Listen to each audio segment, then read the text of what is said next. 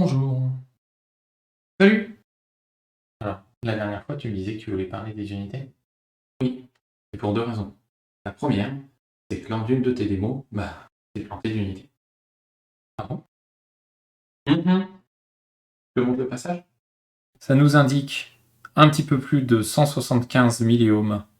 On obtient 187 milliohms. Dans ces deux passages, tu nous parles de milliohms, alors qu'en fait, tu mesures de l'intensité, et donc des milliampères. Oh la boulette! La deuxième raison pour te parler des unités, c'est que ça va me permettre d'éliminer quelques imprécisions que j'ai faites lors des simulations. D'accord, mais au fait, c'est quoi une unité? Le but d'une unité, c'est de pouvoir comparer les choses. Alors le mot unité, il vient du mot latin unus, qui veut dire un seul. Donc une unité, ça représente la valeur 1, et toutes les autres valeurs sont en fait des multiples de l'unité. Alors il n'y a pas de raison de préférer une unité plutôt qu'une autre, si ce n'est des facilités d'usage ou de communication. C'est comme avec les œufs en fait. À quoi tu penses? Dans les recettes, on utilise souvent un, deux ou trois œufs, alors que quand on va au marché, on entend souvent les gens demander deux douzaines d'œufs ou demi-douzaine. Oui, exactement. Quand tu fais la cuisine, l'unité la plus pratique, c'est l'œuf lui-même, alors que quand tu es en train de faire les courses, l'unité la plus utile, c'est la douzaine. Donc une unité, c'est complètement arbitraire en fait. On pourrait créer la nôtre, c'est tout aussi valide. Tout à fait, oui. Et je te propose qu'on fasse exactement ça pour l'intensité. Allez, on a utilisé une patate pour créer notre électricité. On pourrait parler de patate d'intensité. Ouais, on peut. Et même si ça paraît bête, comme ça, en fait, c'est très proche de la manière dont c'était fait au début des sciences. Tu m'intrigues. On continue et on va se refaire l'histoire en accéléré. Donc, notre unité, c'est la patate. Si on double l'intensité, on a 2 patates d'intensité. C'est ça? C'est ça. Et si on a 1000 fois plus d'intensité, on a 1000 patates. Et donc, on a 1 kilo de patates. Excellent. Et si on a 100 fois moins d'intensité, on parle de centipatates. Exactement. Et puis on peut aussi définir les mégapatates, les micropatates, les millipatates, etc., etc. C'est tout bête en fait. Oui, mais notre unité, elle a de gros défauts. Alors j'en vois un assez facilement, c'est que toutes les patates ne sont pas les mêmes. Yes. Et une solution à ce problème, c'est de définir la patate étalon. On choisit une patate bien précise, et ça sera la seule qui, par définition, produira une patate d'intensité. Attends, mais du coup, cette patate, elle devient super importante. Oui, et il va falloir la conserver dans les meilleures conditions possibles. On va la mettre sous cloche, on va contrôler l'humidité, on va contrôler la température, on va éviter que trop de gens y aient accès, etc., etc. Ok, mais quelle que soit la manière dont je la conserve, ça reste une patate. Elle va pourrir avec le temps. Et tu viens de trouver le deuxième problème des étalons. Sauf que, comme par définition, ta patate, c'est la seule à produire une patate d'intensité, c'est toutes les autres mesures qui vont devoir s'adapter. Et c'est super grave comme problème. Oui, et c'est un problème qui est très difficile à résoudre. D'ailleurs, il a été résolu que très récemment, en 2019. En 2019? Oui. Au XXIe siècle. Oui. Non mais c'est dingue, faut m'en dire plus, là. Alors avant, toutes les unités étaient définies avec des étalons. Et les étalons, c'est des objets physiques. Et ils ont tous le même défaut que notre patate. Ils pourrissent. On peut dire ça comme ça, oui. Alors l'étalon qui te parlera le plus, c'était l'étalon kilogramme. C'était 1 kilo fait dans un alliage métallique bien précis. Et tu veux me dire que le métal est pourri peut-être? Eh bien en quelque sorte, oui. C'est dû à la radioactivité naturelle. Je te fais un dessin pour t'expliquer. Prenons l'élément le plus simple de l'univers, l'hydrogène. Il est composé d'un électron et d'un noyau lui-même composé d'un seul proton.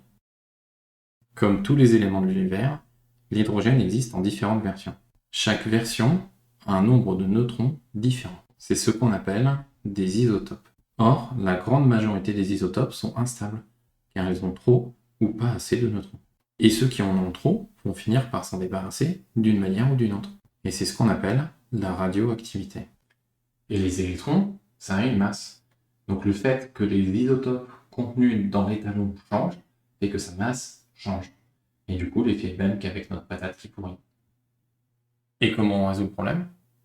En continuant à utiliser nos unités basées sur les étalons et en faisant de la recherche. Avec une bonne avancée technologique, on va découvrir plein de choses. Par exemple, on va découvrir que l'électricité, en fait, ce sont des charges qui se déplacent et pas forcément des électrons. Par exemple, les ions peuvent porter des charges et s'ils se déplacent, ça crée de l'électricité. Une autre possibilité, c'est d'avoir une absence d'électrons et du coup d'avoir des charges négatives et c'est ce qu'on va appeler des trous. Ah, les ions, ça me dit quelque chose. Il y en a à l'intérieur de la patate, non? Oui, tout à fait. Et ils se déplacent d'ailleurs dans la patate. C'est ce qui permet de fermer la boucle. Ok, compris. Et qu'est-ce qu'on va découvrir d'autre? Eh bien, que notre patate, elle produit un nombre précis d'électrons par seconde. En l'occurrence, 1,248 fois 10 exposant 15 électrons. Sacré nombre et vachement long à prononcer. Oui, et pour se faciliter la vie, on pourrait créer une unité pour ça et appeler ça un xav. Comme avec la douzaine 2. Exactement. Et puis aussi, on va découvrir que tous les électrons sont identiques et qu'ils portent tous la même charge. Et du coup, on va pouvoir définir la charge d'un électron, ce qu'on va appeler la charge élémentaire, étant égale à 1 sur 1,248 fois 10 exposant 15 xav, soit environ 8 fois 10 exposant moins 16 xav. Et ça nous avance à quoi?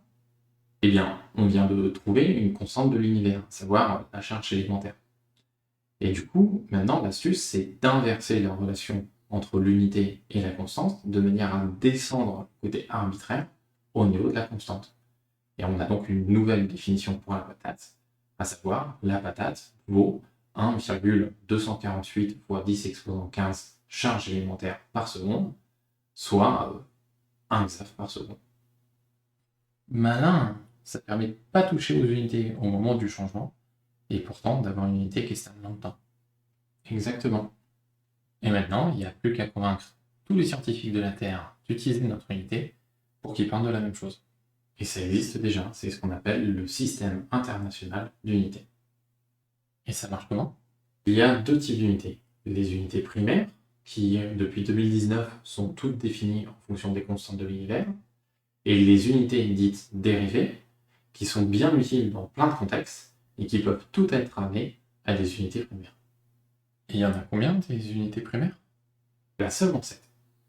La seconde, pour définir le temps, le kilogramme pour la masse, la mole pour la quantité de matière, le mètre pour les longueurs, le Kelvin pour les températures, le candéla pour l'intensité lumineuse, et celle qui va nous intéresser le plus, l'ampère pour l'intensité électrique. Et donc, c'est quoi un ampère? C'est 6,241 509 fois 10 exposant 18 charges élémentaires par seconde, ou encore 1 coulomb par seconde. Eh mais ça ressemble pas mal à la définition de notre patate, ça? Oui, et on peut convertir nos patates en ampères. Par exemple, 1 ampère, ça fait 5 kg patates, et donc une patate, ça fait 0,2 mA. Et Spintronic dans tout ça? Il s'en sort comment? Eh bien étonnamment, très bien. Si au lieu de compter les charges élémentaires, tu comptes les maillons de chaîne qui passent, toutes les formules restent les mêmes. Et d'ailleurs, ils ont même défini le coulomb spintronique, qui est en fait 10 mètres de maillon de chaîne, soit à peu près 1667 maillons de chaîne. La classe. On passe à l'unité suivante? Yes, les volts. C'est l'unité utilisée pour mesurer la tension électrique. Alors, contrairement à ce que je t'ai dit pendant les simulations, c'est pas tout à fait le nombre d'électrons qu'on envoie, ça reste des coulombs, mais plutôt l'énergie qu'ils portent. Et ça se mesure en joules par coulomb. Stop. C'est quoi les joules? Les joules, c'est l'unité pour mesurer l'énergie. Et c'est égal à des newtons mètres. Stop. C'est quoi des newtons? Les newtons, c'est l'unité pour mesurer les forces. Et c'est égal au kilogramme mètre par seconde carrée. Donc là, on est sur des unités primaires qu'on manipule tous les jours, le kilo, le mètre, la seconde. Ok. Par contre, ça ne me parle pas du tout. Expliqué physiquement, un newton, c'est la force nécessaire pour faire passer un poids de 1 kg de 0 à 1 mètre par seconde en une seconde. Si on parle en kilomètres par heure au lieu de parler en mètres par seconde, on obtient la force nécessaire pour faire passer un poids de 1 kg de 0 à 3,6 km par heure en une seconde. Ah, ok, c'est clair. Et du coup, tu me parlais des joules? Oui, un joule, c'est 1 newton mètre. Dit autrement, c'est l'énergie nécessaire pour appliquer une force de 1 newton sur 1 mètre. Ok, donc si je prends une bouteille d'eau d'1 litre, immobile au départ, et que je la déplace d'1 mètre en une seconde, j'ai appliqué 1 newton sur 1 mètre, donc j'ai dépensé 1 joule. C'est ça. Et de l'énergie, il y en a partout. Pour éviter d'avoir des mesures qui ne sont pas très utiles, on va mesurer de manière relative. C'est-à-dire qu'on va utiliser 2 points. Un point qui sera l'endroit où ça nous intéresse, où on veut connaître le niveau d'énergie, et un autre point qui sera notre point de référence, où on dira que ça a une énergie de 0. Et tout ça pour me parler des volts, qui sont des joules par coulomb. Dit autrement, c'est l'énergie contenue dans un coulomb de charge électrique. Alors on parle aussi de différence de potentiel, parce que comme expliqué avec les joules, ça n'a d'utilité que si on compare 2 points. Et elle vient d'où cette énergie donnée aux charges? Eh bien de l'énergie dépensée pour pouvoir produire les charges électriques. Dans le cas d'une pile, par exemple, c'est la réaction chimique qui permet de produire les électrons. Ok, il nous reste quoi avant? Les ohms, c'est l'unité de mesure de la résistance électrique. Et c'est des volts par ampère. Alors tu peux comprendre ça comme étant le nombre de volts qui sont consommés par la résistance par ampère qui passe. Mais les joules, c'est de l'énergie. L'énergie, ça se conserve. Donc la résistance, elle ne conserve pas vraiment les joules. Qu'est-ce qu'elle devient, cette énergie? La plupart du temps, elle est transformée en chaleur, parfois en lumière, d'autres fois en mouvement. En fait, ça dépend du composant dont on parle. Ok. Et comme 1 ohm, c'est égal à 1 volt par ampère, on doit pouvoir dire que 1 volt, c'est égal à 1 ohm multiplié par 1 ampère. Oui, totalement. Et d'ailleurs, on retrouve la loi d'Ohm qui dit que la tension est égale à la résistance multipliée par l'intensité, soit U égale RE. Oh, fais voir tes lunettes. Pourquoi? Eh bien parce que je m'apprête à faire une explication théorique et que je veux faire le malin. Ok, faut vraiment que je vois ça. Tiens. Vu qu'on a commencé avec des étalons et que par définition, on connaît la tension de notre étalon, et bien si on met une résistance qu'on ne connaît pas, on doit pouvoir mesurer l'intensité et calculer la résistance R.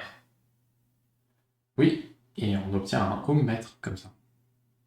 Et inversement, si je connais la valeur de ma résistance mais que je ne connais pas la tension, si je mesure l'intensité, je dois être capable de trouver la tension. Totalement. Et c'est le début de ce qu'on appelle un voltmètre. On vient de débloquer les 2 composants là, non? Presque. Pour le voltmètre, il nous manque un petit élément qu'on verra plus tard. Par contre, ta version, elle marche très bien pour mesurer la tension d'une pile. Donc, on peut dire que tu as le droit de connaître la tension qui est générée par les piles que tu utilises. Ok, c'est déjà ça. Et mon ohmmètre? Pour l'ohmmètre, tu as la théorie, maintenant, il faut mettre en pratique. Eh bien, allez, c'est parti. Ici, j'ai une pile de 1,5 volts. Ici, une résistance dont je ne connais pas la valeur. Et là, j'ai mon ampèremètre qui est sensible au niveau des milliampères. Si je ferme, j'obtiens 1,5 milliampères. Donc, si on prend 1,5 volts sur 1,5 milliampères, soit 0,0015 ampères, alors on en déduit que cette résistance-là fait à peu près 1000 ohms. Félicitations, tu viens de débloquer l'ohmmètre. Génial. Et maintenant qu'on a vu ça, je me demande ce qui se passe si on met 2 résistances, l'une après l'autre, dans le circuit. C'est une bonne question, et je te propose de regarder ça la prochaine fois. Ouais, ok. Un par un, après l'autre.